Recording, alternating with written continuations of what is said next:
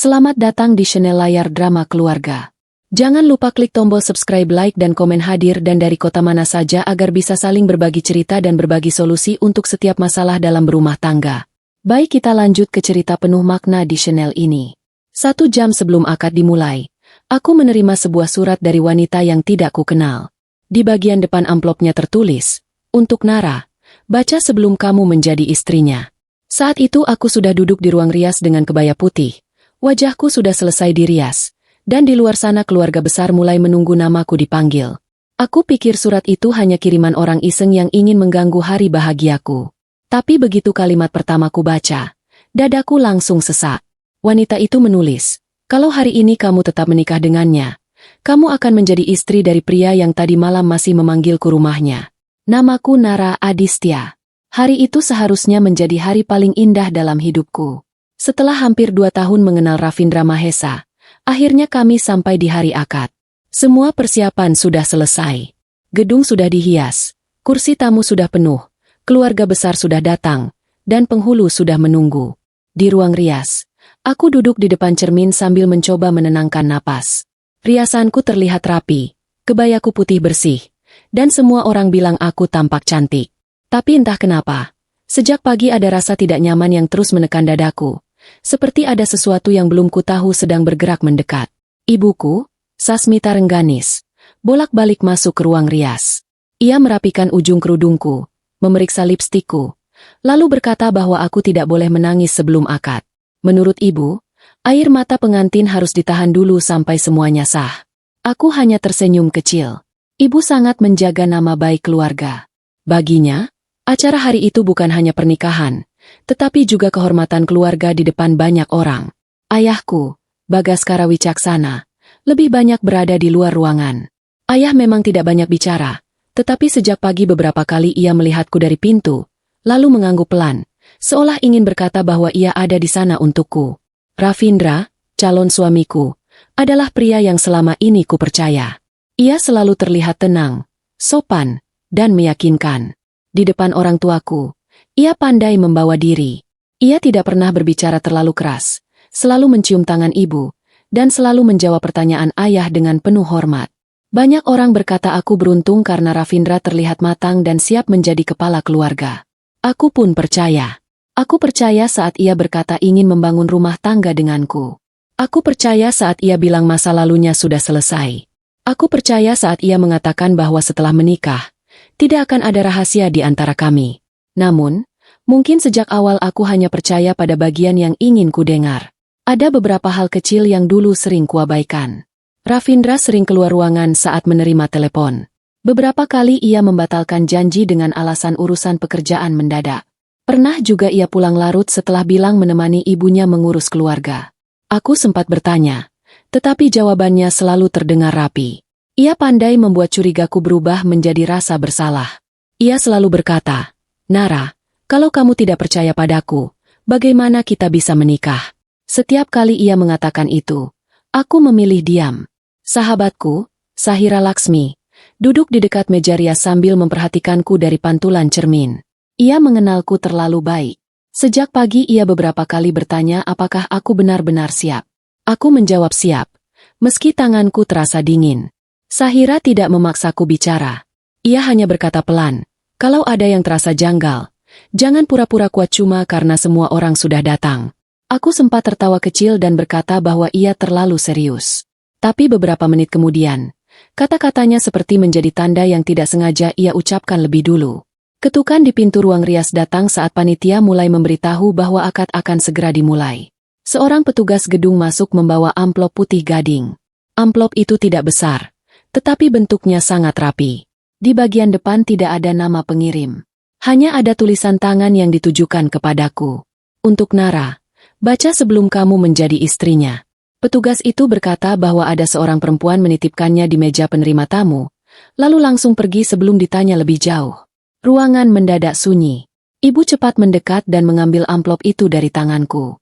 "Jangan dibuka sekarang," kata ibu dengan suara tertahan. "Bisa saja ini kiriman orang yang iri. Waktu akad sudah dekat. Nanti saja setelah semuanya selesai." Aku menatap tulisan di amplop itu. "Baca sebelum kamu menjadi istrinya." Kalimat itu terasa seperti peringatan, bukan ucapan selamat. Sahira berdiri dari kursinya dan menatap ibu. Tante, justru karena tulisannya seperti itu, Nara harus tahu isinya sebelum akad. Ibu menoleh tajam. Sahira, jangan bikin Nara panik. Sahira tidak mundur. Saya tidak ingin Nara menyesal setelah sah. Aku mengambil kembali amplop itu dari tangan ibu. Tanganku bergetar saat menyentuh lipatannya. Ibu menggeleng. Matanya mulai cemas. Nara, ibu mohon, jangan buat masalah di hari akadmu sendiri. Aku menatap ibu dan berkata pelan, Bu, kalau ini bukan apa-apa, aku akan simpan lagi. Tapi kalau ini penting, aku tidak mau tahu setelah semuanya terlambat. Ibu terdiam. Ia masih ingin melarang, tetapi aku sudah membuka ujung amplop itu dengan hati-hati. Di dalam amplop ada selembar surat yang dilipat rapi. Kertasnya wangi. Tapi bukan wangi bunga pernikahan. Ada bau asing yang membuatku semakin tidak nyaman. Aku membuka lipatan pertama. Tulisan tangan di dalamnya rapi, tetapi setiap kata seperti sengaja ditulis untuk menghancurkan ketenanganku. Kalimat pertama itu membuat tubuhku membeku. Kalau hari ini kamu tetap menikah dengannya, kamu akan menjadi istri dari pria yang tadi malam masih memanggilku rumahnya. Aku membaca kalimat itu sekali lagi, berharap mungkin aku salah mengerti. Tapi kata-katanya tetap sama. Sahira mendekat dan membaca dari sampingku. Wajahnya berubah tegang. Ibu langsung bertanya, apa isinya? Aku tidak langsung menjawab. Suaraku seperti tersangkut di tenggorokan. Aku melanjutkan membaca surat itu. Wanita itu memperkenalkan dirinya sebagai Vera Maheswari. Ia menulis bahwa dirinya bukan orang asing dalam hidup Ravindra. Ia menulis bahwa Ravindra pernah menjanjikan akad yang sama kepadanya. Rumah yang sama, masa depan yang sama, dan panggilan sayang yang sama. Bahkan ia menulis bahwa Ravindra masih datang kepadanya saat persiapan pernikahan kami sudah berjalan. Dadaku terasa semakin berat. Aku ingin marah, tetapi marah itu belum menemukan arah. Aku ingin menangis, tetapi air mataku seperti tertahan karena tubuhku belum bisa percaya. Ibu merebut surat itu dari tanganku dan membaca beberapa baris. Wajahnya langsung pucat. Ini pasti fitnah. Katanya cepat, perempuan seperti ini pasti sengaja ingin merusak acara. Jangan percaya. Tapi Sahira mengambil amplop itu dan memeriksa isinya lagi. Di bagian bawah amplop, ada potongan kertas kecil yang terselip. Sahira menariknya keluar. Itu bukan surat. Itu kwitansi pembayaran rumah kontrakan. Nama yang tertulis di kwitansi itu membuat napasku berhenti. Ravindra Mahesa dan Vera Maheswari. Alamatnya berada di daerah yang pernah Ravindra sebut sebagai lokasi proyek kantornya. Tanggal pembayarannya hanya 3 minggu sebelum akad. Aku menatap kwitansi itu lama sekali. 3 minggu lalu, Ravindra mengatakan sedang sibuk mengurus pekerjaan tambahan. Ia bilang semua itu demi biaya rumah tangga kami nanti. Kini nama wanita lain muncul bersama namanya di kwitansi kontrakan. Ibu langsung berkata, kwitansi juga bisa dipalsukan. Jangan langsung percaya. Aku menatap ibu. Aku tahu ibu takut. Takut keluarga malu. Takut tamu bertanya. Takut acara berhenti. Tapi aku yang akan menikah. Bukan tamu. Aku yang akan menjadi istri Ravindra. Bukan keluarga besar. Aku tidak bisa menutup mata hanya karena gedung sudah penuh. Sahira menyentuh bahuku dan berkata, panggil Ravindra sekarang. Kalau dia bersih, dia bisa menjelaskan. Aku mengangguk pelan. Sahira keluar dari ruang rias untuk memanggil Ravindra tanpa membuat panitia curiga. Ibu duduk di kursi dekat pintu. Napasnya tidak teratur. Ia terus berkata bahwa ini tidak boleh menjadi keributan. Aku mencoba tetap duduk, tetapi tubuhku tidak tenang. Aku membaca surat itu lagi. Kali ini lebih jauh. Vera menulis bahwa Ravindra selalu memintanya diam sampai akad selesai. Ia menulis, setelah kamu sah menjadi istrinya, dia pikir kamu tidak akan mudah pergi. Kalimat itu membuat tanganku semakin dingin. Tidak lama kemudian, pintu ruang rias terbuka. Ravindra masuk dengan pakaian akadnya. Ia terlihat rapi, wangi, dan tenang seperti biasa. Namun ketenangan itu hanya bertahan beberapa detik. Begitu ia melihat surat di tanganku, amplop putih di meja, dan wajah ibu yang pucat, senyumnya perlahan hilang. Ia bertanya, ada apa, Nara? Suaranya masih dibuat lembut, tetapi matanya tidak bisa menipu. Ia menatap amplop itu seperti orang yang mengenali sesuatu yang seharusnya tidak sampai ke ruangan ini. Aku berdiri dan menyerahkan surat itu kepadanya. PK. Ravindra mengambilnya dengan ragu. Matanya bergerak cepat membaca beberapa baris pertama. Wajahnya langsung berubah. Ia pucat. Bukan seperti orang yang marah karena difitnah, tetapi seperti orang yang rahasianya terbuka terlalu cepat. Tangannya meremas kertas itu. Aku langsung menarik surat itu kembali sebelum ia merusaknya. Jangan kusutkan. Jawab saja. Siapa Vera? Ravindra mengusap wajahnya.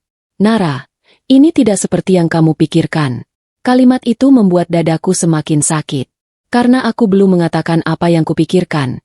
Tetapi ia sudah membela diri. Aku mengulang. Siapa Vera? Ia menarik napas panjang. Lalu berkata bahwa Vera adalah masa lalunya. Perempuan yang belum bisa menerima bahwa ia akan menikah. Ibu langsung menyambung. Benar. Pasti begitu. Orang iri bisa melakukan apa saja. Tapi Sahira berdiri di sampingku dan menunjukkan kwitansi kontrakan itu.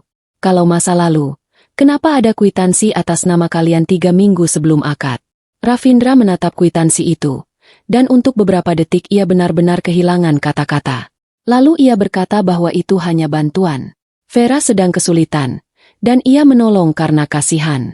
Aku menatapnya tajam. Kamu menolong wanita masa lalu dengan membayar kontrakan bersamanya, lalu tidak pernah bercerita kepadaku.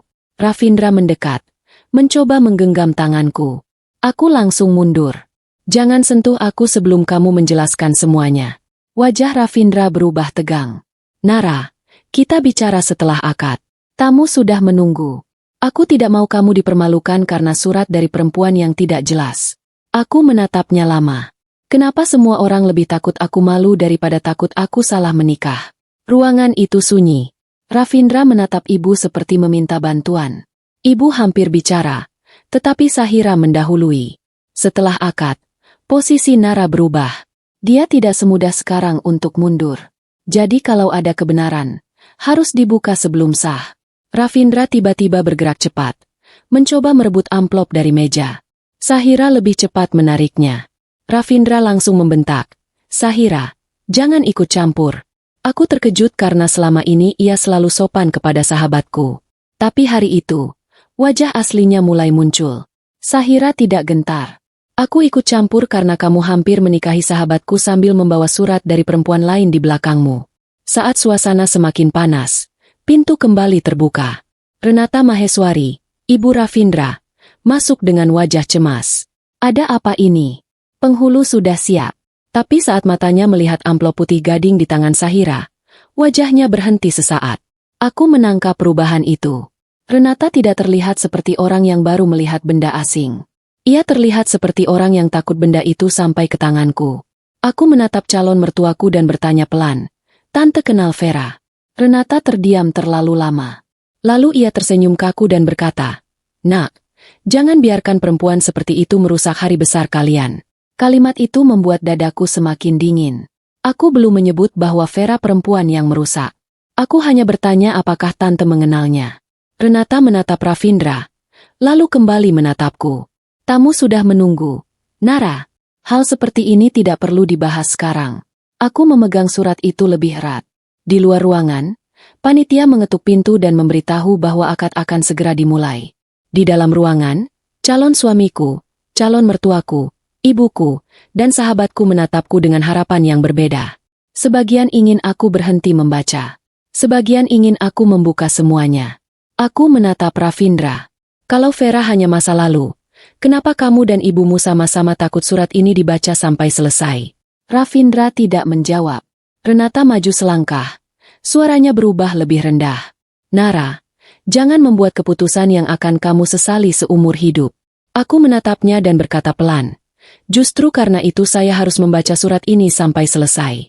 Saat aku membuka lipatan terakhir surat itu, sebuah foto kecil jatuh ke lantai. Sahira mengambilnya lebih dulu, lalu wajahnya langsung berubah. Ia menyerahkan foto itu kepadaku tanpa berkata apa-apa. Di foto itu, Ravindra duduk di meja makan kecil bersama Vera. Di belakangnya ada kalender dinding yang memperlihatkan tanggal 3 hari sebelum akad. Dan di atas meja, ada kotak cincin kecil yang terbuka. Aku mengangkat foto itu di depan wajah Ravindra. Suaraku hampir tidak keluar saat berkata, 3 hari lalu kamu bilang rapat sampai malam. Tapi ternyata kamu makan malam dengan dia, di rumah yang kamu bayar bersama. Ravindra menatap foto itu, lalu menutup mata. Saat itulah aku tahu, surat ini bukan fitnah. Ini baru awal dari sesuatu yang jauh lebih besar. Foto kecil itu membuat semua alasan Ravindra runtuh dalam sekejap. Ia tidak bisa lagi menyebut Vera hanya masa lalu, karena kalender di belakang foto itu menunjukkan tanggal 3 hari sebelum akad. Ia tidak bisa lagi bilang hanya menolong karena kasihan, karena di atas meja dalam foto itu ada kotak cincin kecil yang terbuka. Aku menatap wajahnya, berharap ia akan marah seperti orang yang difitnah, tetapi yang kulihat hanya ketakutan. Wajahnya pucat, bibirnya kering, dan matanya bergerak ke arah ibunya, seolah mencari bantuan untuk menyelamatkan kebohongan yang tidak siap terbongkar hari itu. Renata bergerak lebih dulu. Ia mengambil foto itu dari tanganku dengan cepat, lalu berkata bahwa gambar seperti itu bisa disalahartikan. Katanya, makan malam tidak selalu berarti hubungan, kotak cincin tidak selalu berarti lamaran, dan tanggal di kalender tidak cukup untuk menjatuhkan kehormatan seseorang. Aku menatap calon mertuaku itu dengan rasa yang mulai berubah. Dulu aku menghormatinya karena ia selalu terlihat lembut. Tapi hari itu, setiap kata lembutnya terasa seperti kain yang dipakai untuk menutup luka busuk. Ia bukan sedang membela kebenaran. Ia sedang menutup jalan agar aku tidak melihat lebih jauh. Ravindra mendekat lagi. Kali ini suaranya dibuat pelan. Nara, aku akui aku salah karena tidak cerita soal Vera. Tapi dia datang kepadaku malam itu dalam keadaan kacau. Aku hanya menenangkan dia. Kotak cincin itu bukan seperti yang kamu pikirkan. Aku menatapnya tanpa berkedip. Kalau bukan seperti yang kupikirkan, kenapa kamu bilang rapat? Kenapa bukan bilang kamu menemui Vera? Kenapa ibumu terlihat lebih takut daripada terkejut? Ravindra diam. Diamnya seperti jawaban yang tidak sanggup ia ucapkan. Dari luar ruangan, suara panitia kembali terdengar. Mbak Nara, mohon maaf, penghulu sudah siap. Keluarga besar sudah menunggu. Ibu langsung berdiri, matanya basah, wajahnya penuh tekanan. Nara, kita jangan membuat keributan di sini. Kalau memang ada masalah, kita bicarakan setelah akad. Aku menoleh kepada ibu dengan dada yang sakit. Bu, setelah akad, aku sudah menjadi istrinya. Kalau sekarang saja dia berbohong, apa ibu yakin setelah sah dia akan jujur? Ibu menutup mulutnya, tidak bisa menjawab. Aku tahu ia takut. Bukan hanya takut pada Ravindra, tetapi takut pada suara tamu, takut pada keluarga besar, takut pada rasa malu yang akan dibicarakan orang berhari-hari. Sahira berdiri di sisiku. Tante, Nara tidak sedang membatalkan akad tanpa alasan. Ada surat, ada kwitansi, ada foto. Semua ini datang sebelum akad karena mungkin memang Nara harus tahu sebelum terlambat. Renata langsung menatap Sahira dengan tajam. Kamu sahabat, bukan keluarga. Jangan memanas-manasi calon pengantin yang sedang gugup. Sahira menjawab tenang. Saya tidak memanas-manasi. Saya hanya tidak mau sahabat saya masuk ke pernikahan sambil matanya ditutup. Ravindra menahan napas, terlihat semakin kesal. Untuk pertama kalinya, aku melihat ia hampir kehilangan wajah sopan yang selama ini ia pakai di depan keluargaku. Renata lalu mengubah cara bicara. Ia mendekat kepadaku, memegang bahuku, dan berkata dengan suara lembut, Nara, Tante tahu kamu sakit hati. Tapi hari ini bukan waktu yang tepat untuk mengambil keputusan besar. Semua orang sudah datang. Orang tuamu juga akan malu. Kalau kamu tetap lanjut akad, setelah itu Tante sendiri yang akan menyelesaikan urusan Vera. Tante janji. Aku menatap tangannya di bahuku, lalu melepaskannya perlahan. Tante menyelesaikan urusan Vera bagaimana? Dengan membuat dia diam sampai aku sah menjadi istri anak Tante. Wajah Renata langsung berubah kaku. Ravindra cepat menyela. Jangan bicara seperti itu. Ibu tidak ada hubungannya. Aku langsung menatapnya. Justru karena kamu selalu memotong saat ibumu ditanya, aku makin yakin beliau tahu sesuatu. Renata menarik napas panjang. Baik, katanya akhirnya. Tante memang tahu Vera pernah dekat dengan Ravindra. Tapi itu masa lalu yang tidak perlu dibawa ke hari pernikahan. Aku mengangkat foto itu. 3 hari lalu bukan masa lalu. Tante, itu masih sangat dekat dengan hari ini. Ketegangan semakin panas ketika pintu ruang rias terbuka dan ayah masuk. Wajah Bagaskara tampak tenang, tetapi matanya langsung membaca keadaan. Ia melihat aku memegang surat, melihat Ravindra pucat, melihat Renata berdiri terlalu dekat, dan melihat ibu menangis di sudut ruangan. Ayah tidak bertanya kepada siapapun lebih dulu. Ia langsung menatapku. Nara, apa yang terjadi? Suara ayah pelan, tapi cukup membuat semua orang diam. Aku menyerahkan surat, kwitansi, dan foto itu kepadanya. Ayah membaca tanpa memotong. Wajahnya tidak banyak berubah, tetapi rahangnya mengeras saat sampai pada foto terakhir. Ayah menatap Ravindra. Jelaskan. Ravindra menunduk sebentar, lalu mulai mengulang alasan yang sama. Ia berkata Vera masa lalu, ia berkata wanita itu tidak rela ditinggalkan, ia berkata foto itu disalahpahami, dan ia berkata akad harus tetap dilanjutkan agar masalah tidak semakin melebar.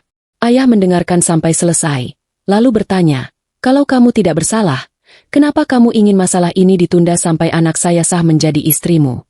Ravindra terdiam. Pertanyaan ayah tepat mengenai bagian yang sejak tadi berputar di kepalaku. Renata maju dan mencoba bicara kepada ayah.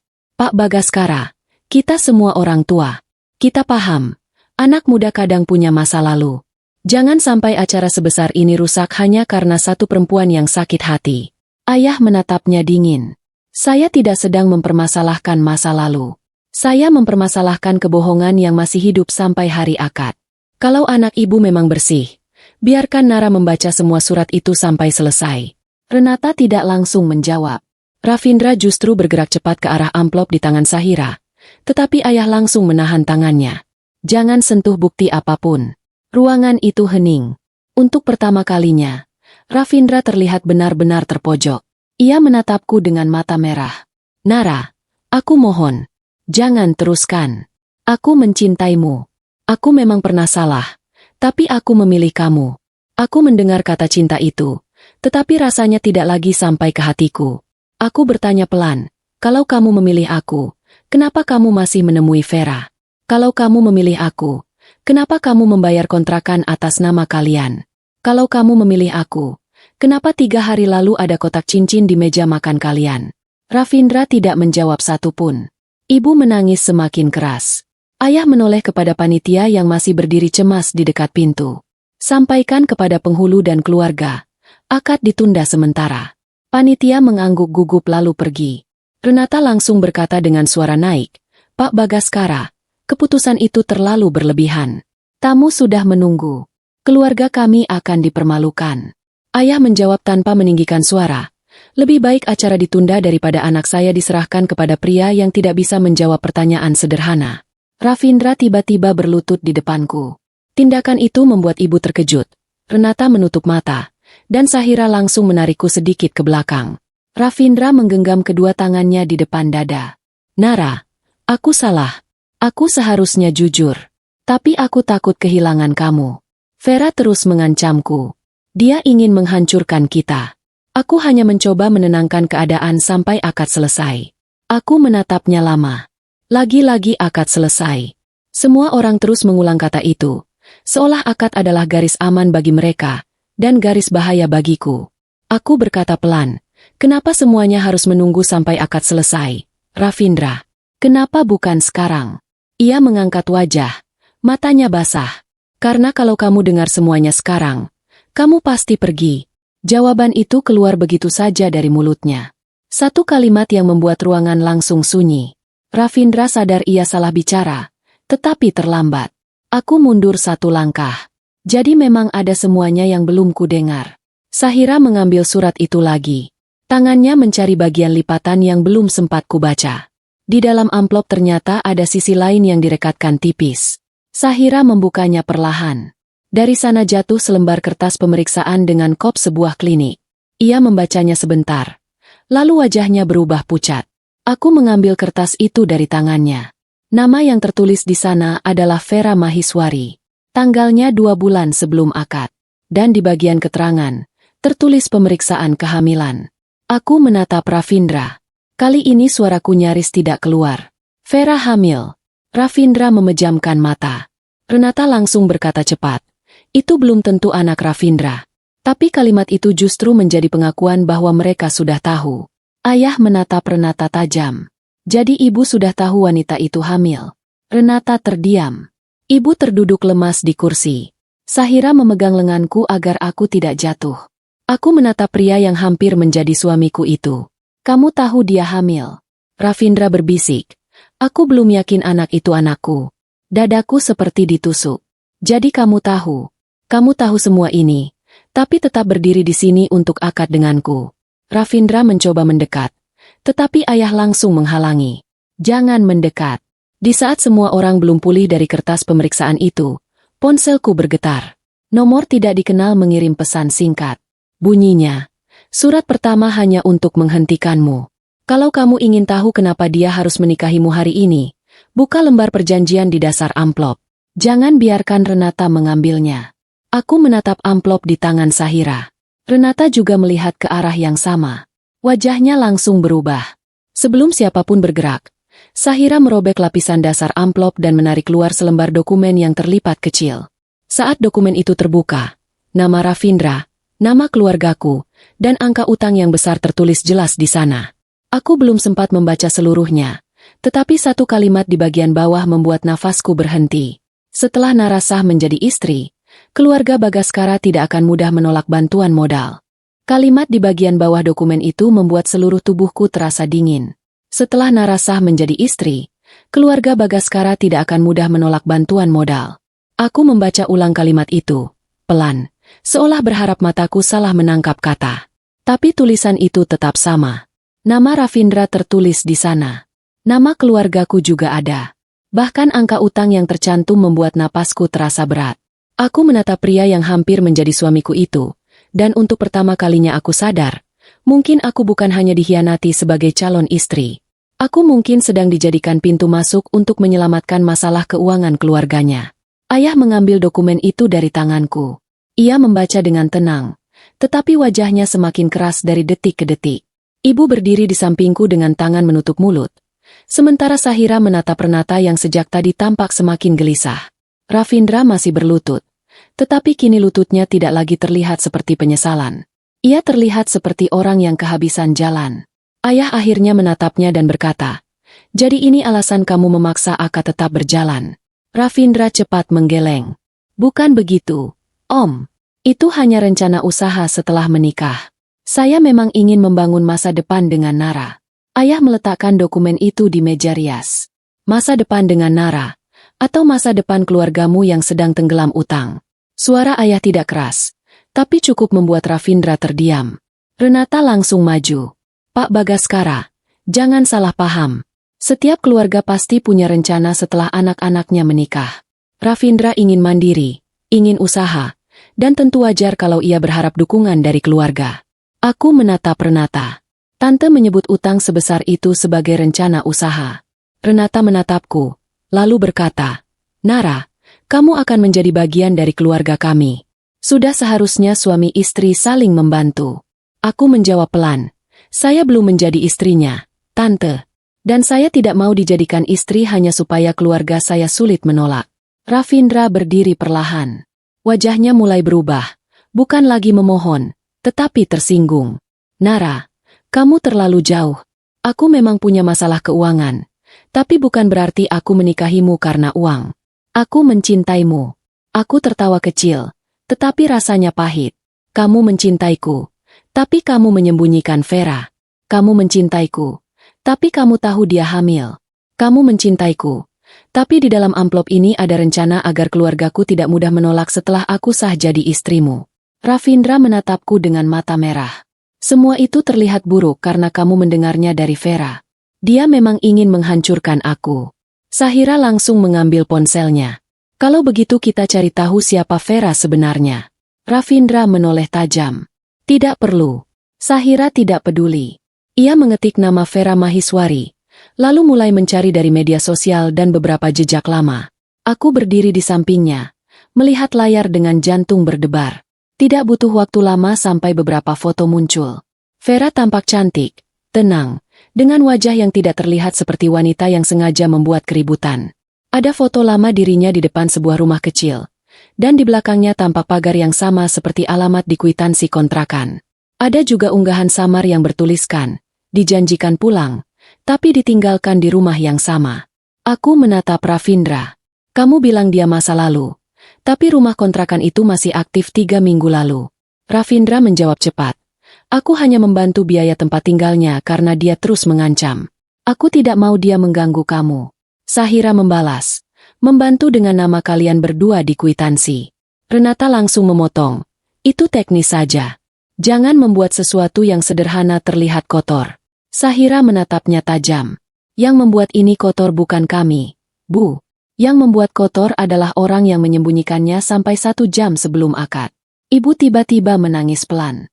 Ia memegang lenganku dan berkata, Nara, ibu takut sekali. Aku menoleh kepadanya. Aku tahu ibu bukan hanya takut acara batal.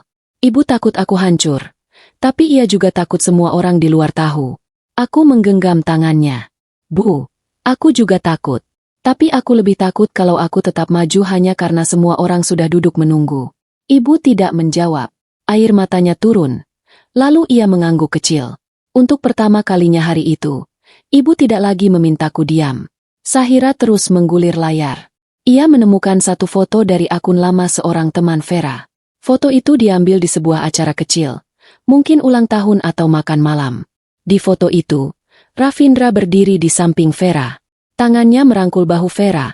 Dan di jari manis Vera ada cincin kecil. Yang membuatku tercekat bukan hanya cincin itu, tetapi tanggal unggahannya. Bukan tahun lalu. Bukan masa lalu jauh. Foto itu diunggah 4 bulan lalu, saat keluargaku dan keluarga Ravindra sudah mulai membicarakan tanggal akad. Aku menunjukkan foto itu kepada Ravindra. Ini juga masa lalu. Ravindra menatap layar, lalu memejamkan mata. Nara, hubungan itu sudah rumit sebelum aku benar-benar serius denganmu. Aku mengulang pelan. Sebelum kamu serius denganku, atau saat kamu mulai butuh keluargaku. Wajah Ravindra berubah keras. Jangan bicara seperti aku penipu. Aku menatapnya dengan mata basah. Lalu kamu ingin aku menyebutmu apa? Renata tiba-tiba mendekat ke arah meja, berusaha mengambil dokumen perjanjian yang tadi diletakkan ayah. Sahira cepat menariknya lebih dulu. Renata langsung marah. Itu dokumen pribadi keluarga kami. Ayah menatapnya dingin. Dokumen itu ada di amplop yang dikirim untuk anak saya, dan isinya menyebut nama keluarga saya. Jadi mulai sekarang, ini bukan hanya urusan keluarga ibu. Renata terlihat semakin panik. Ia berkata bahwa semua ini akan dijelaskan setelah acara, bahwa kami semua sedang dikuasai emosi, bahwa Vera sengaja menaruh dokumen campur aduk untuk membuat kami salah paham. Tapi semakin ia bicara, semakin terlihat bahwa ia tidak sedang mencari kebenaran. Ia sedang mencari cara agar akad tetap berjalan. Di tengah ketegangan itu, ponselku bergetar lagi. Nomor yang sama mengirim pesan baru. Kalau Ravindra bilang Vera masa lalu, minta dia membuka pesan terakhir dari Vera di ponselnya. Dia belum menghapus semuanya. Aku membaca pesan itu, lalu menatap Ravindra. Buka ponselmu. Ravindra langsung memegang saku jasnya. Untuk apa? Aku berkata, kalau memang tidak ada apa-apa, buka percakapan terakhir dengan Vera. Ravindra menggeleng. Ini sudah keterlaluan. Privasiku tidak bisa dibuka hanya karena surat dari perempuan gila. Ayah melangkah mendekat. Ravindra, 1 jam lagi kamu hampir menjadi suami anak saya. Kalau ada wanita hamil, dokumen utang, dan surat seperti ini, kamu tidak bisa bersembunyi di balik kata privasi. Ravindra tetap diam. Renata berkata, tidak ada kewajiban bagi Ravindra membuka ponsel. Aku menatap Renata. Tante benar. Tidak ada kewajiban. Tapi tidak ada juga kewajiban bagi saya melanjutkan akad dengan pria yang menolak jujur. Ravindra menatapku. Lalu akhirnya mengeluarkan ponselnya dengan tangan gemetar. Ia membuka layar. Tetapi jempolnya bergerak terlalu cepat. Sahira langsung berseru. Dia menghapus sesuatu. Ravindra berhenti. Aku menatapnya. Apa yang kamu hapus? Ravindra menjawab cepat. Tidak ada. Sahira merebut kesempatan. Coba buka arsip pesan. Ravindra menolak. Tetapi ayah berdiri di depannya, membuatnya tidak punya ruang untuk kabur. Dengan wajah penuh tekanan, Ravindra membuka aplikasi pesannya. Nama Vera masih ada di sana. Percakapan terakhir memang sudah kosong, tetapi di bagian arsip masih tersisa beberapa pesan suara yang belum terhapus. Salah satunya bertanggal malam sebelum akad. Aku menatap Ravindra. Puter. Ravindra menggeleng. Nara, jangan. Aku mengambil ponsel itu dari tangannya, lalu menekan pesan suara tersebut sebelum ia sempat mencegah. Suara Vera terdengar dari ponsel. Ravindra, aku sudah lelah disuruh diam. Kamu bilang setelah akad semuanya akan lebih mudah. Tapi aku tidak mau anak ini lahir sebagai rahasia. Kalau kamu tetap menikah besok, aku akan beritahu Nara. Setelah itu terdengar suara Ravindra dalam pesan balasan yang belum sempat terhapus. Jangan bodoh, Vera. Tunggu sampai akad selesai. Setelah Nara sah, aku bisa atur semuanya. Kamu mau hidup tenang atau mau semua orang hancur? Ruangan itu sunyi. Tidak ada lagi alasan. Tidak ada lagi kata masa lalu. Aku menatap Ravindra, dan kali ini ia tidak bisa menunduk cukup cepat untuk menyembunyikan wajahnya. Ibu menangis semakin keras. Ayah mengepalkan tangan.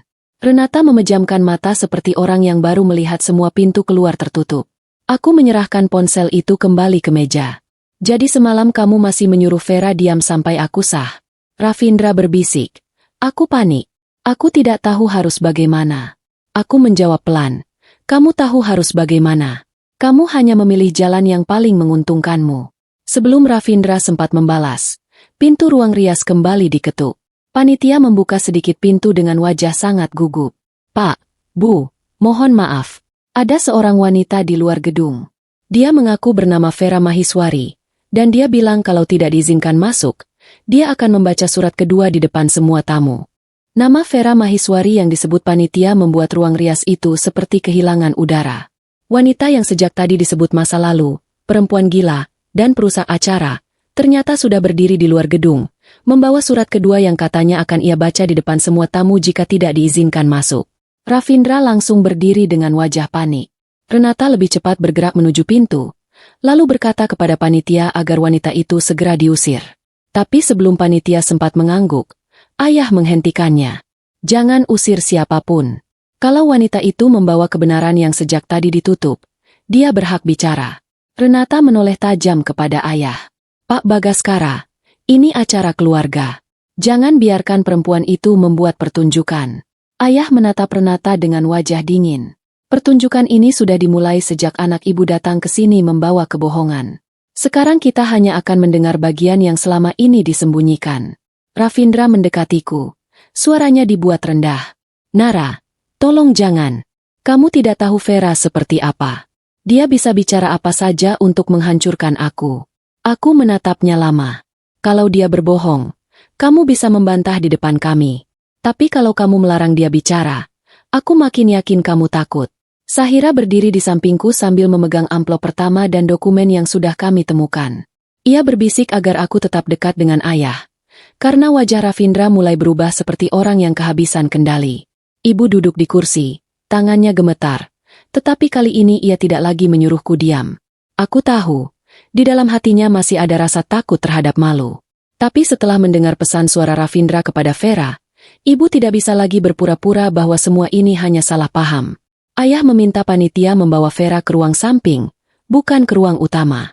Ia ingin semua bukti didengar lebih dulu oleh keluarga inti sebelum menjadi keributan besar di depan tamu. Panitia keluar dengan wajah gugup. Ravindra berjalan mondar-mandir, mengusap wajahnya berkali-kali. Renata mencoba menghubungi seseorang lewat ponselnya, tetapi Sahira melihat gerakannya dan langsung berkata, "Tante mau menghubungi siapa?" Renata berhenti. Suaranya dingin saat menjawab, "Itu bukan urusanmu." Ayah menatap Renata dan berkata, "Mulai sekarang, semua yang berhubungan dengan akad anak saya adalah urusan kami." Beberapa menit kemudian, pintu ruang samping terbuka. Vera masuk dengan langkah pelan. Aku langsung mengenalinya dari foto yang kulihat di ponsel Sahira. Namun wajahnya di hadapanku terlihat lebih lelah. Ia tidak memakai baju mencolok, tidak berdandan seperti orang yang ingin merebut perhatian. Ia memakai dress sederhana, membawa amplop putih gading yang mirip dengan amplop pertama, dan tangannya terlihat gemetar. Perutnya belum terlalu terlihat, tetapi wajah pucatnya membuatku langsung teringat kertas pemeriksaan kehamilan yang tadi kubaca. Begitu melihat Vera, Ravindra langsung berkata kasar, "Kamu puas sekarang? Kamu datang ke hari akadku untuk menghancurkan semuanya." Vera menatapnya dengan mata basah, lalu menjawab pelan, "Aku datang karena kamu yang menghancurkan semuanya duluan. Kamu yang menyuruhku diam. Kamu yang bilang setelah akad selesai, aku dan anak ini akan diurus. Tapi aku sadar, kalau hari ini aku diam, Nara akan menjadi aku yang berikutnya." Kata-kata itu membuat dadaku perih.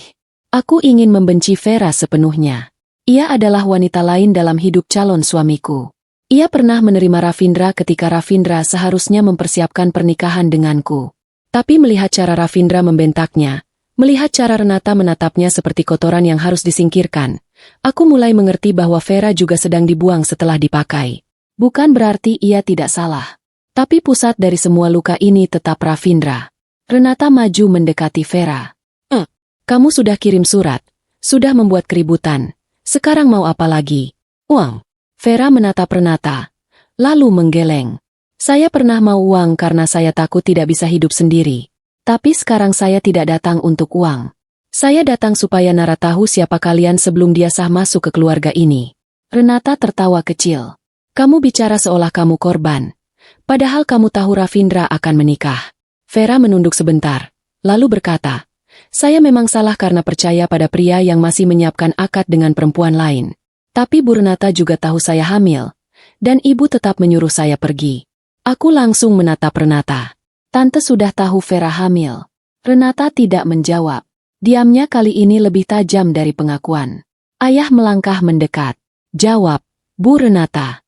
Renata menarik napas, lalu berkata, saya hanya tahu perempuan ini mengaku hamil. Saya tidak yakin itu anak Ravindra. Vera membuka amplop yang dibawanya dan mengeluarkan selembar foto. Foto itu memperlihatkan Renata duduk di ruang tunggu sebuah klinik, di samping Vera. Di balik foto ada tanggal yang sama dengan hasil pemeriksaan kehamilan. Vera berkata, ibu datang sendiri ke klinik. Ibu tidak bertanya saya sehat atau tidak. Ibu hanya berkata, jangan muncul sampai akad selesai. Ibu menutup mulutnya. Sahira menatap Renata dengan marah. Ravindra berkata bahwa foto itu tidak membuktikan apa-apa. Tapi Vera mengeluarkan lembar lain. Kali ini berupa catatan transfer. Saya diberi uang agar pergi dari kota. Bu Renata bilang, kalau saya muncul sebelum akad, saya akan dianggap perempuan perusak, dan tidak ada yang akan percaya karena keluarga Mahesa lebih punya nama. Renata langsung membentak, kamu memutarbalikkan cerita. Saya membantu kamu karena kasihan.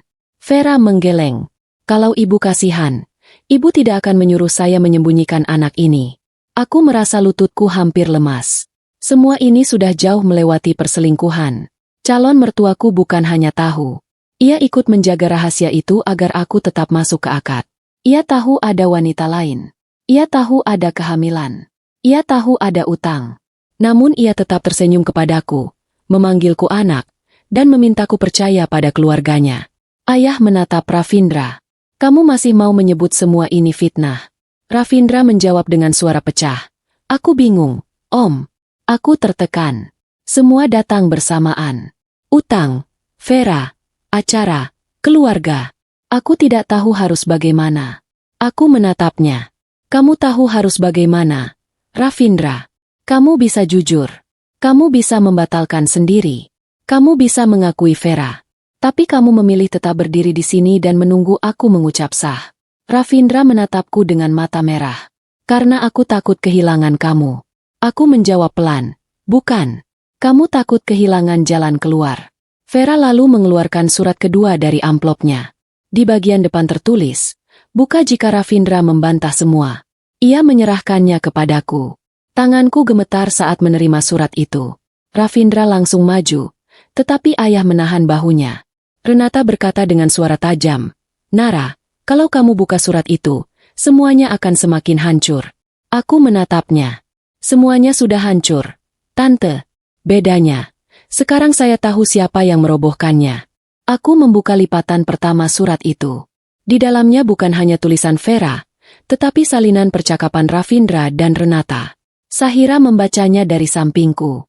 Kalimat pertama sudah cukup membuat seluruh tubuhku dingin. Pastikan Nara tidak tahu apapun sebelum sah. Setelah menjadi istri Ravindra, ayahnya pasti sulit mundur dari bantuan modal. Aku menatap Ravindra. Ia tidak lagi bisa membantah. Wajahnya kosong, seperti semua topengnya jatuh sekaligus. Aku melanjutkan membaca. Di bagian bawah, ada catatan lain yang lebih menyakitkan. Nara terlalu percaya. Setelah sah, dia akan menurut. Kalimat itu membuat ibu menangis keras. Ia berdiri dan memelukku dari samping, sambil berkata maaf berkali-kali karena tadi hampir memintaku tetap melanjutkan akad.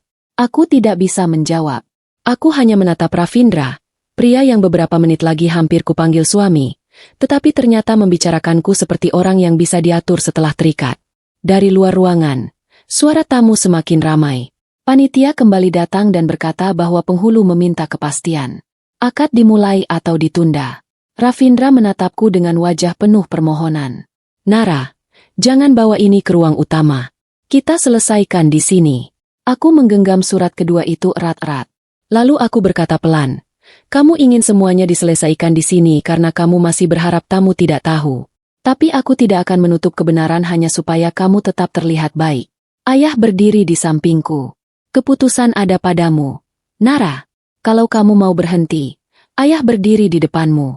Aku menarik napas panjang.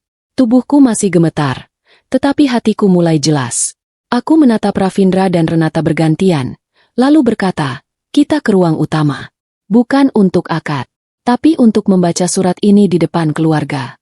Ravindra langsung pucat. Renata memegang lengan anaknya, seolah ia tahu, begitu kami keluar dari ruangan itu, semua yang mereka pertahankan akan runtuh di depan banyak orang. Vera menunduk, Sahira menggenggam tanganku, ibu menangis di belakangku, dan ayah membuka pintu ruang samping. Di lorong menuju ruang utama, aku masih memakai kebaya putih, tetapi langkahku bukan lagi menuju pernikahan. Langkahku menuju kebenaran yang seharusnya kudengar sebelum hidupku dikunci oleh kata sah. Aku berjalan menuju ruang utama dengan kebaya putih yang terasa semakin berat di tubuhku. Beberapa menit sebelumnya, kebaya itu membuatku terlihat seperti calon pengantin yang siap memulai hidup baru. Sekarang, setiap langkah membuatku merasa seperti sedang membawa seluruh kebohongan Ravindra ke hadapan orang-orang yang sudah menunggu akad kami. Dari lorong, aku bisa melihat tamu mulai berdiri, sebagian menoleh ke arah kami, sebagian berbisik karena acara terlalu lama tertunda. Tapi aku tidak lagi peduli pada tatapan mereka.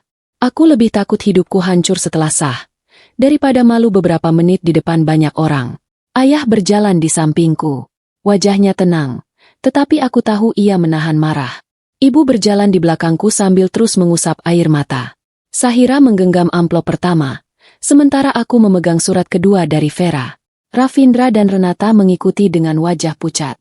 Vera berjalan paling belakang, menunduk, seperti sadar bahwa semua mata akan menghakiminya saat masuk ke ruang utama. Aku sempat menoleh kepadanya sebentar. Aku masih sakit hati padanya. Ia tetap wanita yang hadir dalam hidup calon suamiku.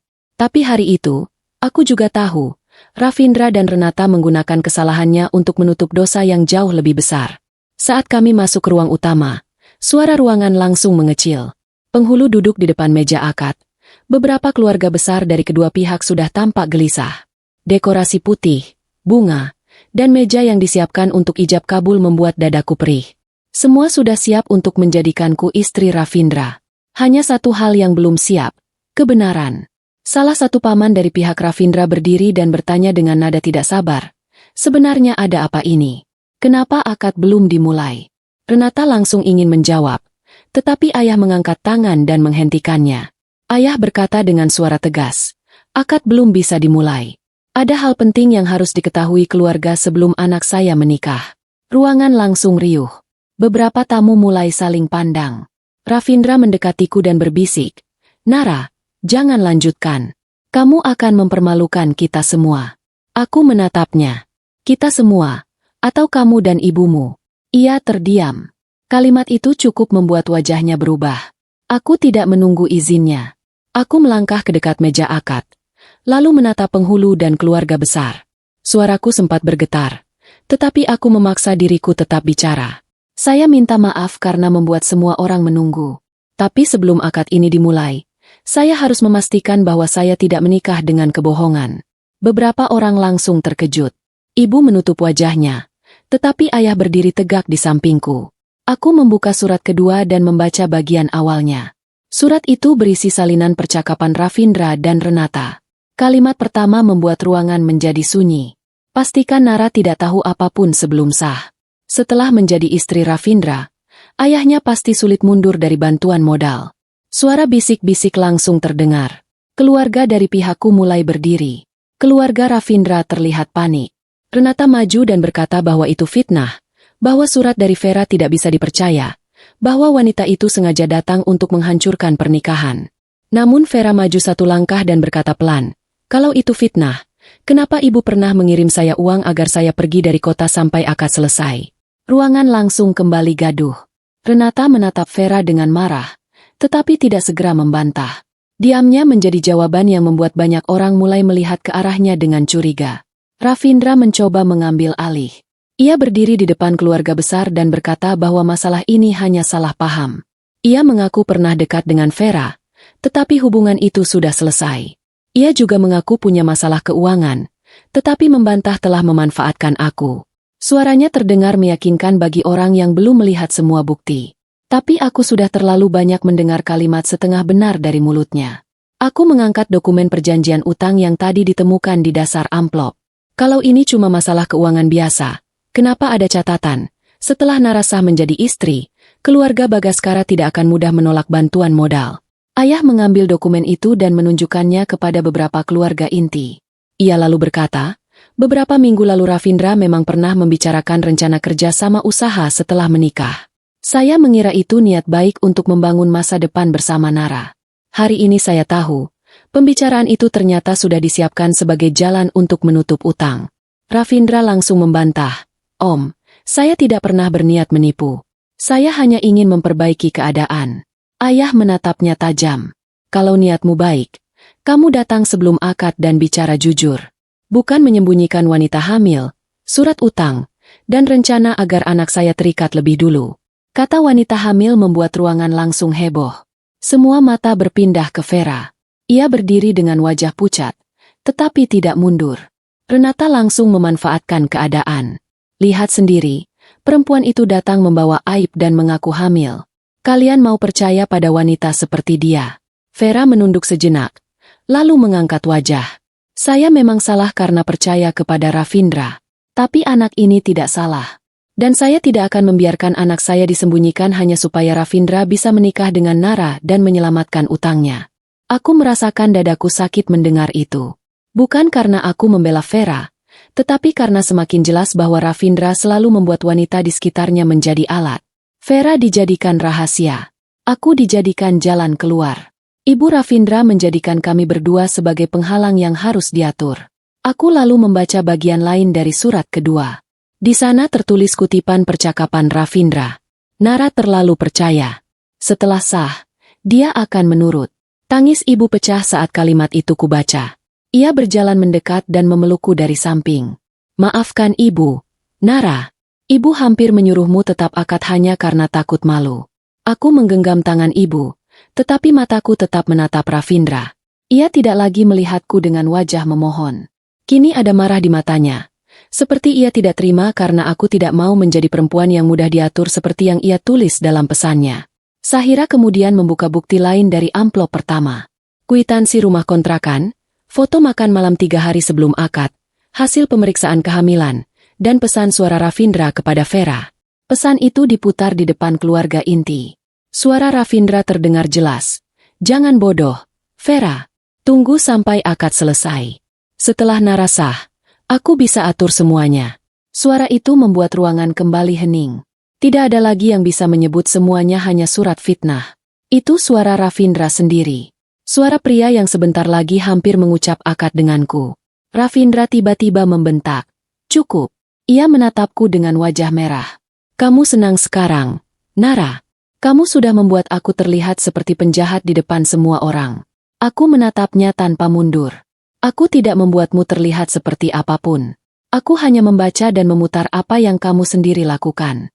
Kalau kamu terlihat buruk, itu karena perbuatanmu, bukan karena aku membukanya. Renata maju dan menangis di depan keluarga besar. Ia berkata bahwa Ravindra memang salah, tetapi ia melakukan semua karena tekanan utang dan rasa takut kehilangan masa depan. Ia meminta ayah dan ibu memikirkan nama baik dua keluarga. Namun ayah menjawab dengan suara dingin, nama baik keluarga tidak dibangun dengan mengorbankan anak perempuan saya. Kalau hari ini saya diam, berarti saya ikut menyerahkan Nara ke tangan orang yang sudah menyiapkan cara untuk memanfaatkannya. Penghulu yang sejak tadi diam akhirnya berkata hati-hati bahwa akad tidak bisa dilanjutkan jika calon pengantin perempuan belum rida dan ada persoalan besar yang belum selesai. Kalimat itu membuat Ravindra semakin panik. Ia mendekat lagi. Kali ini suaranya berubah memelas. Nara, aku memang salah, tapi aku bisa berubah setelah kita menikah. Aku mohon, jangan hancurkan semuanya. Aku menatapnya, dan untuk pertama kalinya, Aku tidak merasa bingung. Mungkin karena semua bukti sudah terlalu jelas. Mungkin karena rasa sakitku sudah berubah menjadi keberanian. Aku berkata pelan, "Kamu tidak ingin berubah, Ravindra. Kamu hanya ingin akad selesai dulu supaya aku sulit pergi." Ravindra menunduk. Lalu tiba-tiba berlutut di depan meja akad. Semua orang terkejut. Ia menangis dan berkata bahwa ia mencintaiku, bahwa ia tidak mau kehilangan aku, bahwa Vera adalah kesalahan, dan utang keluarganya adalah masalah yang akan ia selesaikan. Tapi tangis itu tidak lagi menyentuhku. Yang kulihat bukan penyesalan, melainkan ketakutan kehilangan jalan keluar. Saat aku hampir menjawab, ponsel Vera berbunyi. Ia melihat layar, lalu wajahnya berubah pucat. Ada pesan masuk dari nomor tidak dikenal. Vera membacanya, lalu menatapku dengan gemetar. "Nara," katanya pelan, "surat kedua belum semuanya. Ada satu catatan tangan Ravindra yang belum kuberikan, karena aku takut kamu tidak sanggup membacanya di depan semua orang." Ravindra langsung berdiri. "Jangan, Vera." Tapi justru dari reaksi itu, aku tahu catatan itu adalah bagian yang paling ia takuti. Vera membuka amplop kecil dari dalam tasnya. Ia mengeluarkan selembar kertas terlipat, lalu menyerahkannya kepadaku. Tanganku gemetar saat membukanya. Di sana tertulis dengan tulisan Ravindra sendiri, "Setelah akad, minta Nara tanda tangan surat kuasa perlahan. Jangan langsung semua. Buat dia merasa itu untuk rumah tangga kami." Aku menatap tulisan itu, lalu menatap Ravindra. Nafasku terasa berat. "Surat kuasa apa, Ravindra?" Ia tidak menjawab. Ayah mengambil kertas itu dari tanganku, membacanya, lalu wajahnya berubah sangat keras. Ravindra mundur satu langkah. Dan saat itulah aku sadar, rencana Ravindra bukan hanya meminta bantuan modal. Ia mungkin sedang menyiapkan sesuatu yang jauh lebih berbahaya setelah aku sah menjadi istrinya. Tulisan tangan Ravindra di kertas itu membuat seluruh ruang utama terasa semakin dingin. "Setelah akad, minta Nara tanda tangan surat kuasa perlahan. Jangan langsung semua. Buat dia merasa itu untuk rumah tangga kami." Aku menatap kalimat itu lama sekali, seperti sedang membaca rencana tentang hidup orang lain, padahal nama yang dimaksud adalah namaku sendiri. Selama ini aku mengira pengkhianatan terbesar Ravindra adalah Vera, kehamilan itu, dan utang keluarganya. Tapi ternyata ada sesuatu yang lebih rapi, lebih tenang, dan jauh lebih menakutkan. Ia bukan hanya ingin menikahiku. Ia ingin mengikatku, memakai kepercayaanku, lalu membuatku menandatangani sesuatu yang bisa menyeret keluargaku ke dalam masalahnya. Ayah memegang kertas itu dengan tangan yang mulai gemetar karena menahan marah. Ia menatap Ravindra, lalu bertanya dengan suara rendah, "Surat kuasa apa yang kamu maksud?"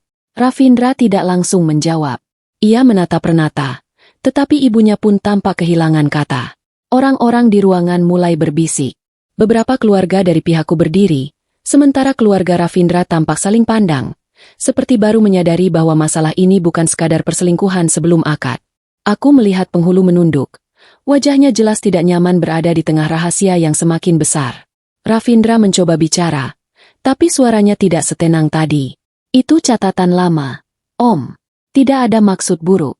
Saya hanya ingin setelah menikah, Nara membantu mengurus beberapa urusan rumah tangga dan usaha kecil."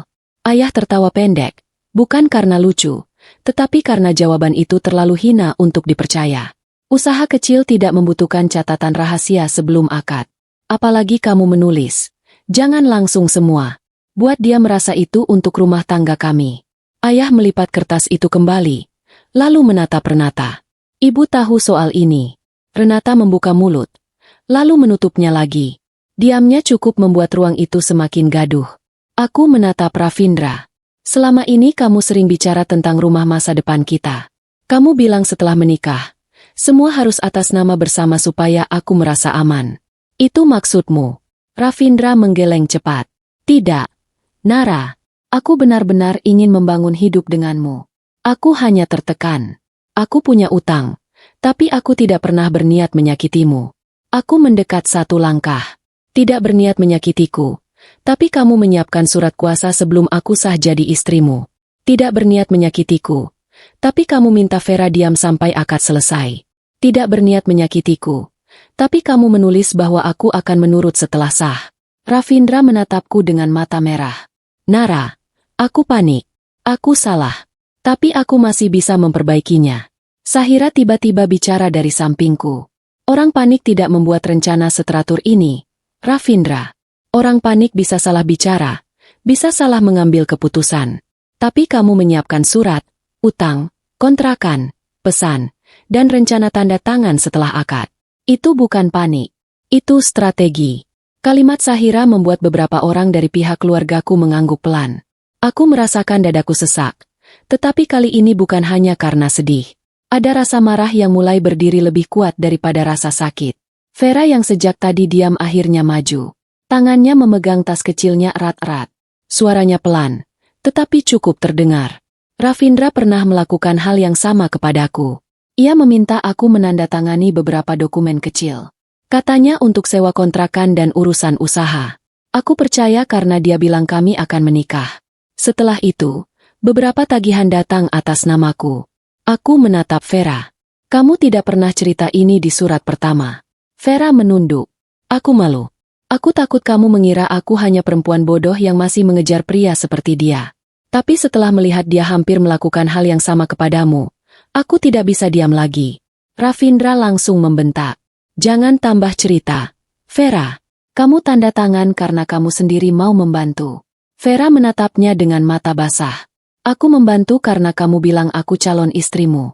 Sama seperti kamu bilang pada Nara hari ini. Ruangan itu kembali hening. Aku merasa setiap kalimat Vera seperti cermin dari masa depan yang hampir kumasuki. Jika surat itu tidak datang 1 jam sebelum akad, mungkin beberapa minggu setelah menikah aku juga akan duduk di meja makan, diberi dokumen, lalu diminta tanda tangan sambil diyakinkan bahwa semua itu demi rumah tangga kami. Ayah meminta Sahira menyerahkan semua bukti kepadanya. Surat pertama, surat kedua, kwitansi, foto, hasil pemeriksaan Vera, dokumen utang, catatan tangan Ravindra, dan pesan suara. Ayah lalu berkata kepada beberapa keluarga dekat kami agar tidak ada dokumen yang keluar dari ruangan tanpa disalin. Renata langsung marah. Pak Bagaskara, ini sudah keterlaluan. Anda memperlakukan anak saya seperti penjahat. Ayah menatapnya tajam. Kalau dia tidak ingin diperlakukan seperti penjahat, seharusnya dia tidak membuat rencana seperti penjahat. Ravindra kehilangan kesabaran. Ia berdiri dan menatapku dengan wajah terluka yang tampak dipaksakan. Jadi ini keputusanmu. Nara, kamu lebih percaya surat dari pelakor daripada calon suamimu sendiri. Aku merasakan sakit saat ia menyebut Vera dengan kata itu, bukan karena aku membela Vera, tetapi karena ia masih berusaha mengalihkan pusat kesalahan. Aku menjawab pelan. Aku percaya bukti. Dan semua bukti itu mengarah kepadamu. Ravindra tersenyum pahit. Kamu akan menyesal. Tidak ada laki-laki yang sempurna. Aku menatapnya lama.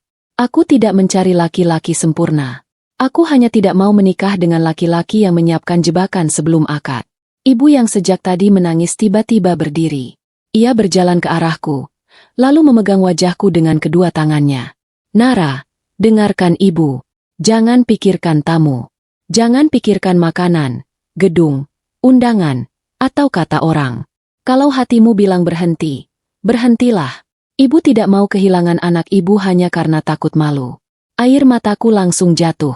Kalimat itu yang sejak tadi paling kubutuhkan. Bukan agar ibu menyelesaikan masalahku, tetapi agar ia berhenti memintaku mengorbankan hidup demi acara. Renata mencoba bicara kepada ibu. Bu Sasmita, jangan terbawa emosi. Semua bisa diselesaikan baik-baik. Ibu menatap Renata dengan air mata yang berubah menjadi keberanian. Baik-baik menurut ibu adalah setelah anak saya sah. Baru semua dibuka. Itu bukan baik-baik. Itu menjebak. Renata terdiam. Beberapa tamu yang mendengar mulai berbisik lebih keras. Keluarga Ravindra tampak semakin tidak nyaman. Tetapi tidak ada satupun yang benar-benar bisa membela setelah semua bukti dibuka. Saat suasana mulai kacau, seorang pria dari keluarga Ravindra tiba-tiba berdiri. Ia memperkenalkan diri sebagai paman Ravindra. Dengan wajah tegang, ia berkata bahwa utang keluarga Mahesa memang sudah lama menjadi masalah, tetapi ia tidak tahu Ravindra sampai menyiapkan pernikahan sebagai jalan keluar. Renata langsung memarahinya, tetapi pria itu tetap bicara.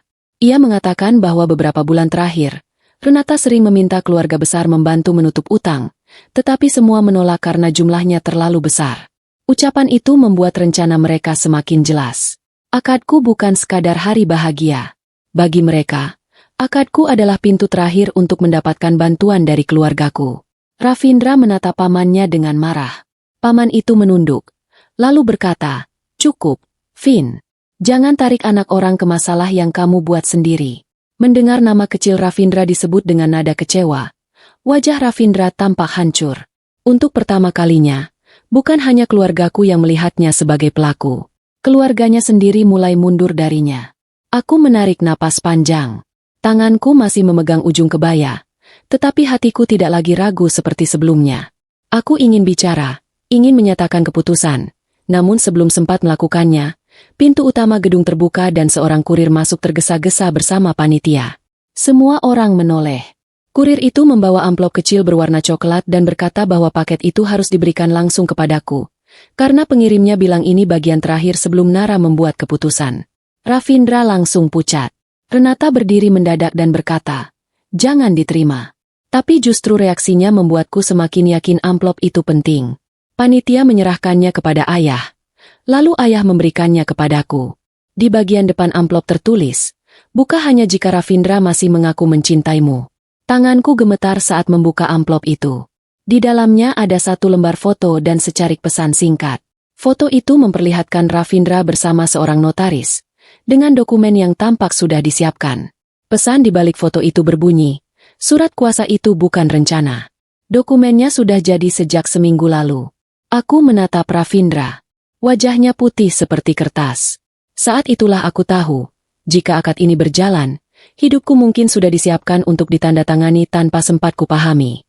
Foto Ravindra bersama seorang notaris membuat ruang utama kembali hening.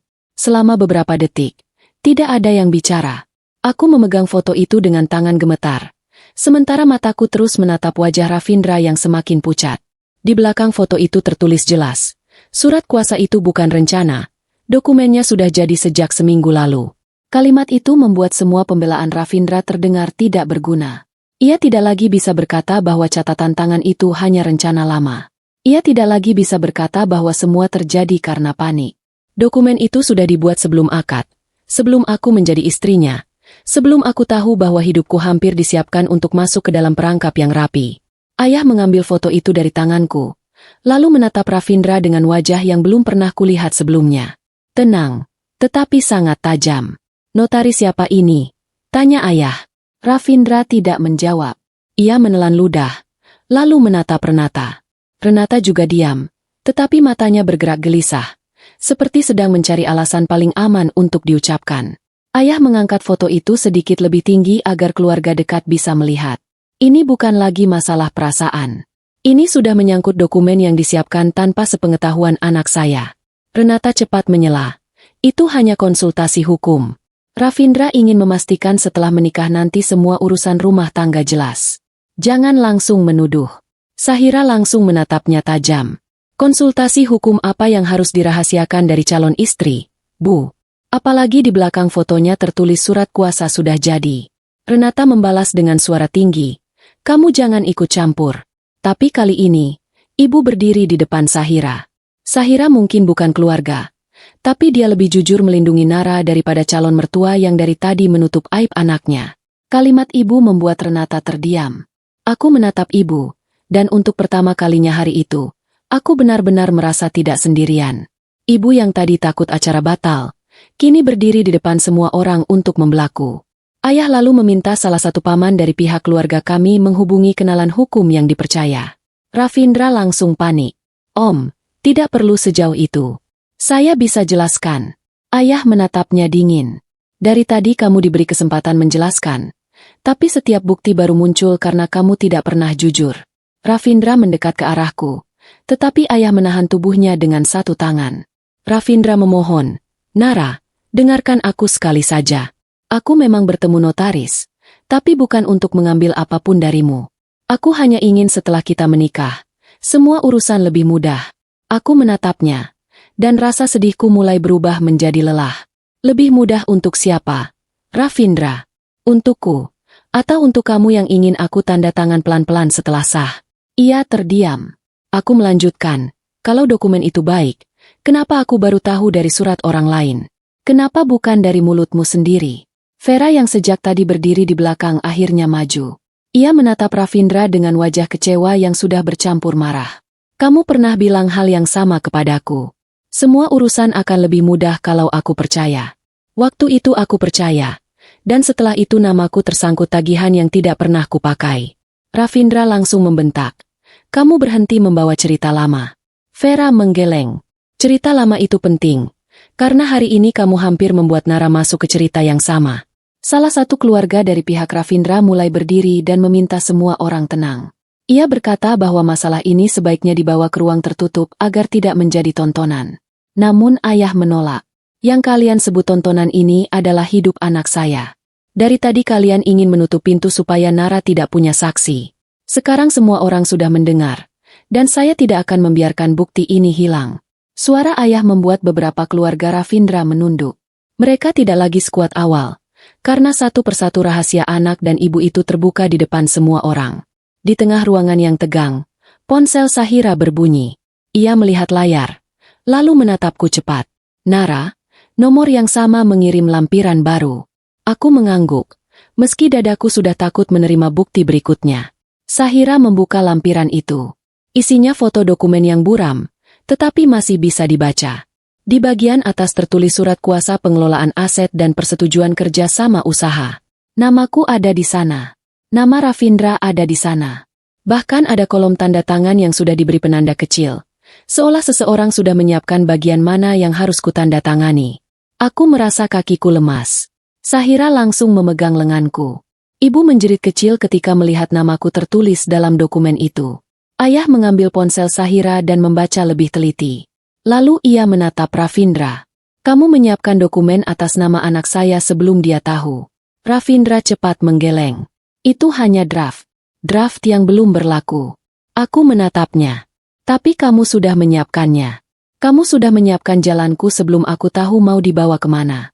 Renata tiba-tiba berkata, Nara, kamu terlalu emosional. Setelah menikah, wajar kalau istri membantu suami. Jangan membuat semua terlihat seperti kejahatan. Aku menoleh kepadanya. Dan kali ini suaraku tidak lagi gemetar. Membantu suami itu berbeda dengan dijebak. Kalau Ravindra datang baik-baik, jujur tentang utangnya, jujur tentang Vera, jujur tentang dokumen, mungkin aku bisa menilai dengan kepala dingin. Tapi kalian memilih menyembunyikan semua sampai aku sah. Supaya aku sulit mundur.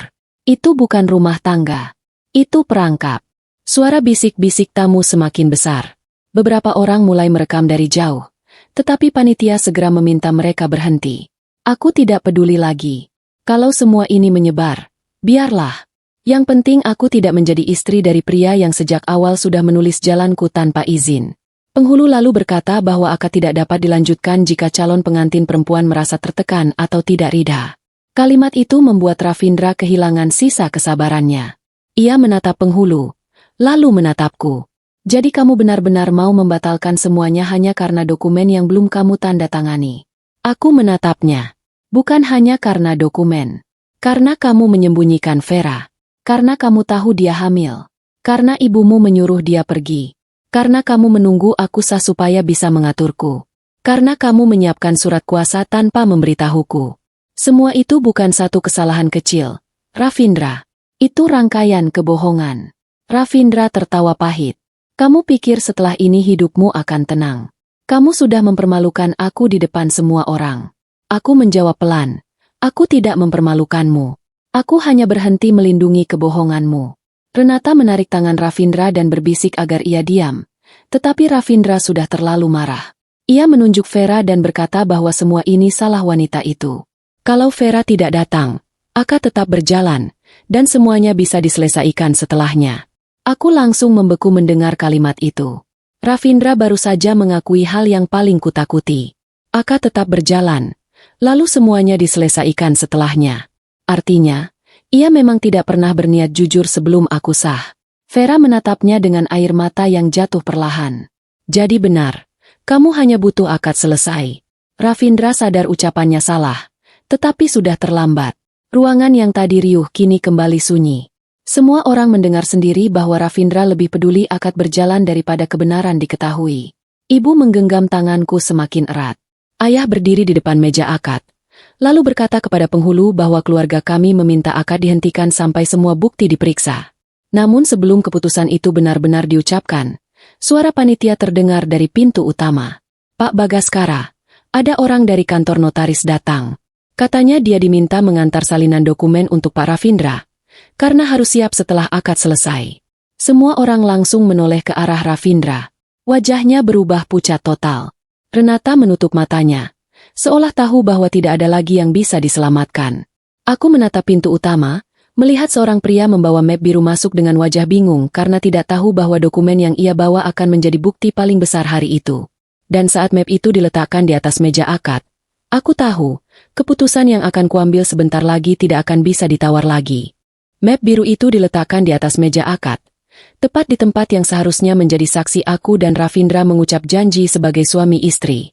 Semua orang menatap map itu, sementara pria dari kantor notaris berdiri kebingungan di depan ruangan.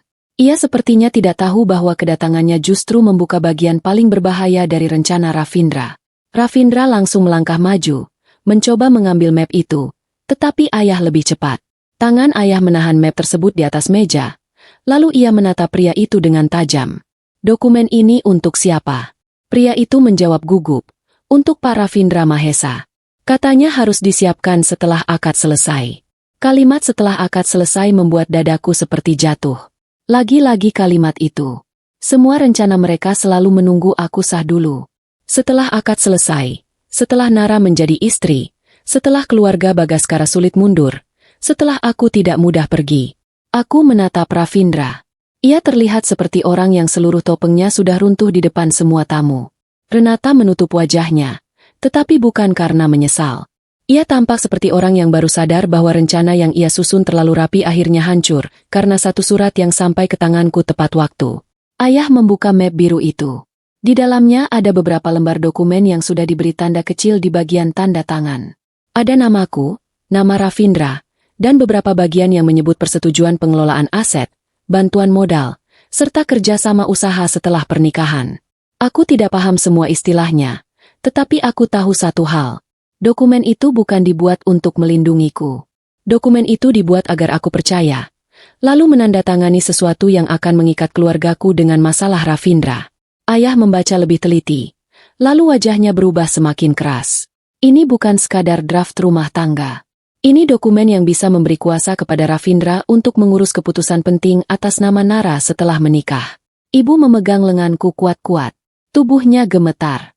"Nara," katanya lirih, "ibu hampir menyerahkan kamu ke orang yang salah." Aku tidak menjawab. Aku hanya menatap Ravindra yang masih berusaha mencari alasan. Ia berkata bahwa dokumen itu belum berlaku, bahwa semua harus dibicarakan setelah menikah, bahwa ia hanya ingin membuat urusan kami lebih mudah. Tapi suaranya sudah tidak dipercaya siapapun.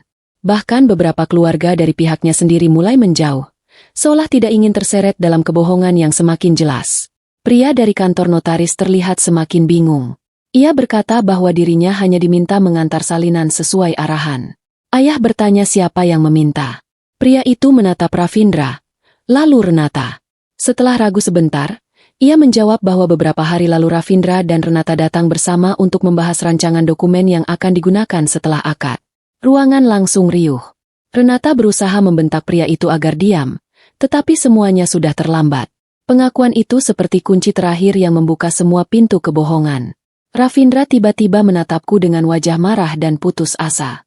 "Nara, kamu tidak mengerti tekanan yang aku hadapi. Aku punya utang, keluargaku hampir hancur, dan aku hanya butuh kesempatan." Aku menatapnya tanpa berkedip. Kesempatan untuk apa, Ravindra? Kesempatan untuk membohongiku lebih lama. Kesempatan untuk membuatku tanda tangan setelah sah. Kesempatan untuk menyembunyikan Vera dan anaknya. Ravindra menggeleng.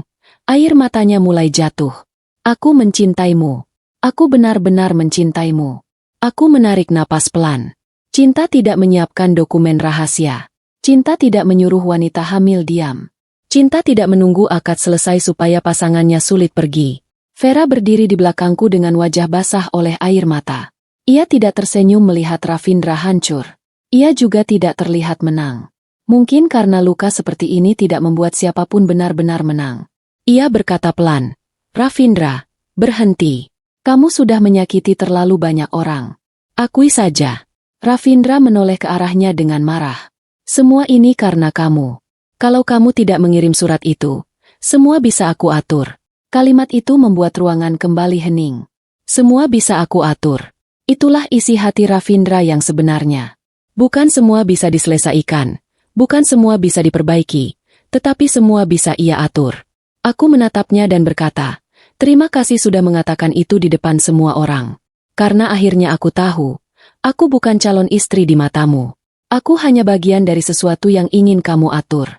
Ravindra terdiam. Ia seperti ingin membantah, tetapi tidak ada kata yang tersisa. Renata menangis dan memohon kepada ibu agar semua ini tidak dibesarkan. Ia berkata nama keluarga mereka bisa hancur. Ibu menatapnya dengan air mata yang sudah berubah menjadi tegas. Nama keluarga ibu hancur karena perbuatan kalian sendiri. Jangan minta anak saya menjadi penutup aib yang kalian buat. Penghulu berdiri perlahan. Dengan suara hati-hati, ia berkata bahwa akad tidak bisa dilanjutkan jika calon pengantin perempuan tidak ridha dan terdapat masalah besar yang belum diselesaikan. Aku menatap meja akad di depanku. Di sana ada buku nikah yang belum terbuka, cincin yang belum menjadi milikku, bunga yang mulai layu, dan map biru yang membuktikan aku hampir masuk ke pernikahan yang salah. Aku melepas cincin lamaran dari jariku. Tanganku gemetar, tetapi hatiku tidak lagi ragu.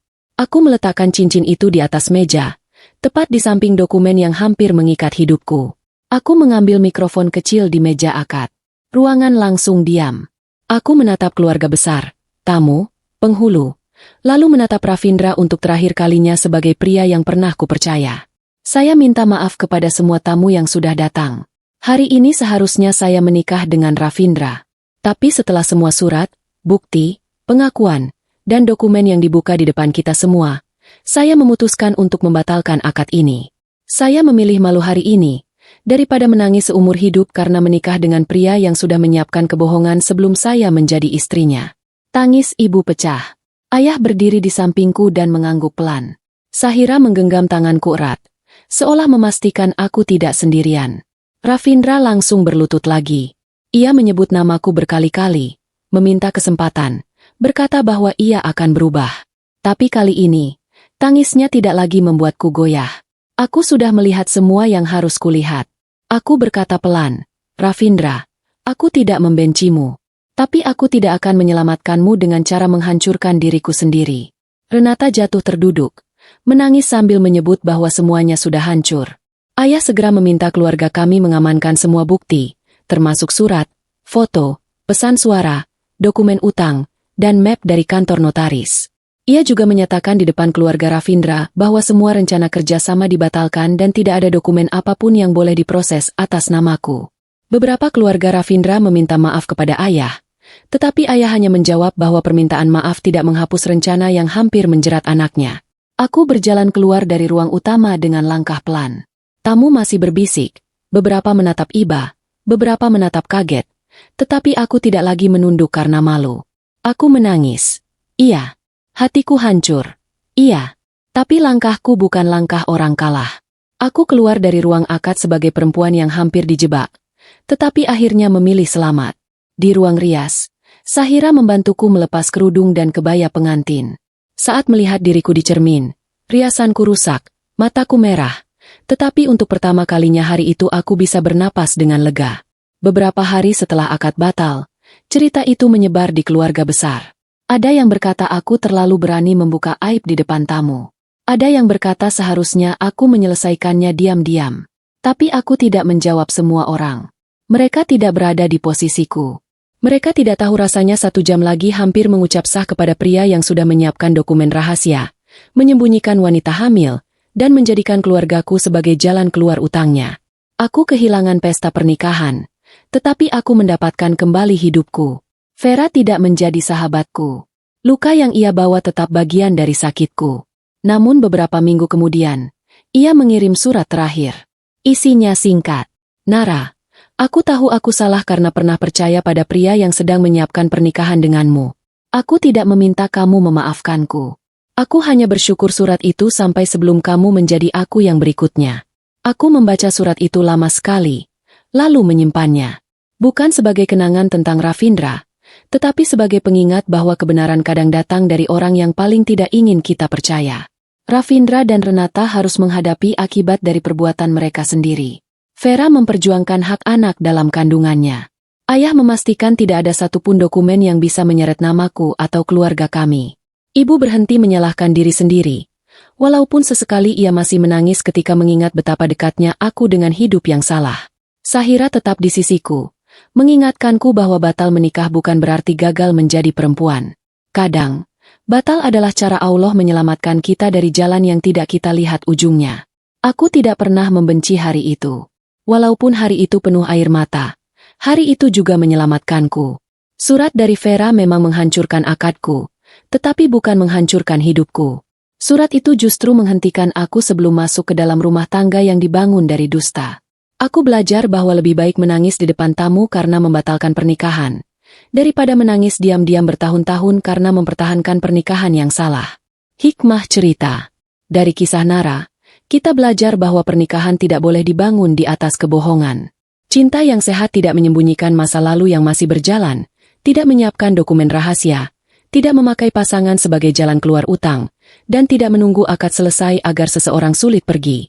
Kalau sebelum sah saja seseorang sudah berani berbohong besar, maka jangan berharap pernikahan akan otomatis mengubahnya menjadi jujur. Cerita ini juga mengajarkan bahwa rasa malu di depan orang banyak tidak sebanding dengan keselamatan hidup. Kadang kita terlalu takut pada komentar orang, sampai hampir mengorbankan masa depan sendiri. Padahal orang lain hanya akan bicara sebentar, sementara kita yang menjalani akibatnya seumur hidup. Lebih baik acara batal, makanan tersisa, dan tamu bertanya, daripada hidup terkunci bersama orang yang sejak awal tidak tulus. Jangan abaikan tanda-tanda kecil hanya karena hati sudah terlanjur percaya. Kalau ada sesuatu yang janggal, tanyakan. Kalau ada bukti, jangan buru-buru menutup mata. Kepercayaan memang penting, tetapi kepercayaan tidak boleh membuat kita membiarkan diri sendiri dibohongi. Terima kasih sudah mengikuti kisah Nara sampai akhir. Kalau kamu ada di posisi Nara, apakah kamu akan tetap melanjutkan akad demi menjaga nama baik keluarga, atau memilih batal meskipun semua tamu sudah datang? Tulis pendapat kamu di kolom komentar, karena mungkin pengalaman dan jawaban kamu bisa menjadi pelajaran untuk penonton lain. Kalau kamu suka cerita ini, jangan lupa tekan like, subscribe, dan bagikan cerita ini kepada teman atau keluarga kamu. Dukungan kamu sangat berarti agar cerita seperti ini bisa terus hadir dan memberi hikmah untuk banyak orang. Sampai bertemu di cerita berikutnya.